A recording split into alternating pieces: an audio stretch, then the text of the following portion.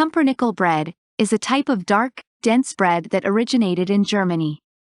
It is made from coarsely ground rye flour, and sometimes also includes wheat flour, sourdough starter, and other ingredients like molasses, cocoa powder, or coffee. The long, slow baking process gives the bread its distinctive flavor and texture.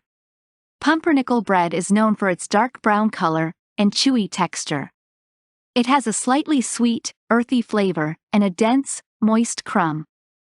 Because it is made with rye flour, which is low in gluten, pumpernickel bread is often denser and heavier than other types of bread. It is also a good source of fiber and nutrients like iron and magnesium.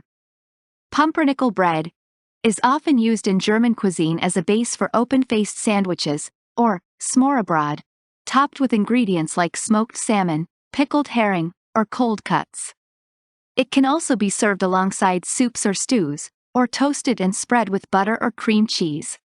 In addition to its culinary uses, pumpernickel bread is sometimes recommended as a healthy option for those with certain dietary needs, such as those following a low-gluten or low-carbohydrate diet.